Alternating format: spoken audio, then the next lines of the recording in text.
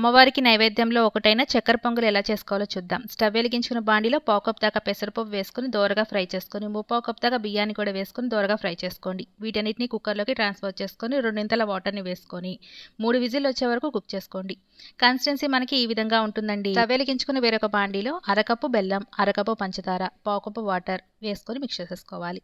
బెల్లం పూర్తిగా కరిగిపోయాక దీన్ని మనం వడగట్టేసేసుకొని రైస్లోకి ట్రాన్స్ఫర్ చేసుకొని 10 నిమిషాల పాటు కుక్ చేసుకోండి. దీంట్లోనే యాలకుల పొడి వేసుకొని మిక్స్ చేసుకొని పక్కన పెట్టుకోవాలండి. నేను యూజ్ చేసే నెయ్యి చూసి చాలా మంది మెసేజ్ చేస్తూ ఉంటారండి, అక్క మీరు ఏ నెయ్యి యూజ్ చేస్తూ ఉంటారు, అంత పుసగా కమ్మగా ఉంటుంది అని. నేను డిలైట్ ఆర్గానిక్స్ అనే ఇన్స్టాగ్రామ్ పేజ్ నుంచి తీసుకుంటారండి. వీళ్ళు డైరెక్ట్గా మనం డైరీస్ నుంచే తీసుకుంటారు కాబట్టి ప్యూర్గా చాలా బాగుంటుంది. క్వాలిటీ కూడా సూపర్గా ఉంటుందండి.